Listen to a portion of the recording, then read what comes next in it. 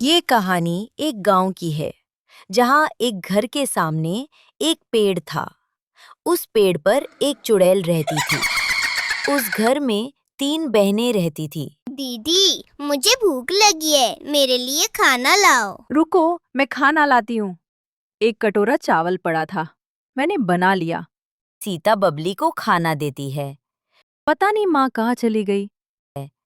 चुड़ैल दरवाजे पर खड़ी ये सब देख रही थी। अगले दिन अब घर में खाने को कुछ नहीं है, समझ नहीं आ रहा क्या करूँ। फिर सीता और गोरी अपने चाचा के घर जाती है।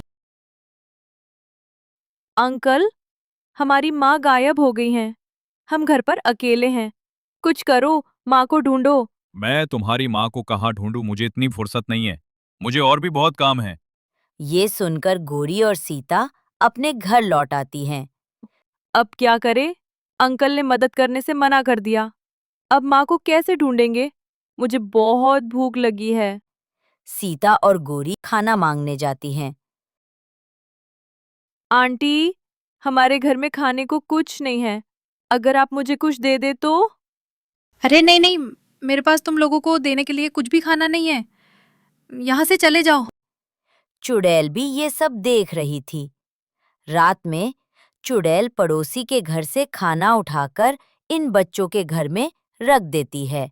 लगता है किसी ने हमारी मदद की है। फिर सीता खाना बनाती है और वे साथ में खाते हैं। उस घर का मकान मालिक किराया लेने आता है। तुम लोगों ने 3 महीने से किराया नहीं दिया है।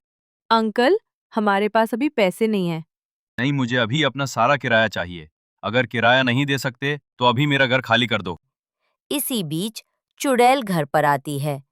चुड़ैल को देखकर सभी डर जाते हैं। डरो मत, मैं तुम्हारी माँ हूँ।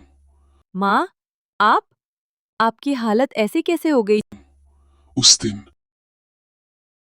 आपके भाई के जाने के बाद हमारी हालत बहुत खराब है। हमें मकान का किराया भी देना है। कृपया जो प्रॉपर्टी हमारी है उसमें से हमें भी हिस्सा दे दीजिए। कौन सा हिस्सा? फिर अर्जुन देविका को चाकू मारकर मार देता है। उस दिन से मैं एक चुड़ैल बन गई हूँ। मेरे बच्चों, मुझे पता है तुमने बहुत मुश्किल वक्त देखा है, लेकिन मैं तुम्हें तुम्हारा हक दिलाऊंगी। फिर चुड़ैल अर्जुन के घर जाती है। तुम कौन हो? मैं देविका हूँ। तुमने मुझे मार डाला ना, अब मैं तुम्हें नहीं छोड़ूंगी। भाभी, मुझे माफ कर दो। मैंने ये सब जायदाद के लालच में किया। मुझे जाने दो। मैं तुम्हें एक शर्त पर छोड़ूंगी। पहले आधी जायदाद मेरे बच्चों को दो। अर्जुन आधी संपत्ति देविका के बच्चों को दे देता है। ये लो, अब मुझे छोड़ दो। ये मेरे बच्चों का हक था। अब मैं तुमसे अपनी मौत का बदला लूंगी। तुम मेरी सबसे बड़ी बेटी हो।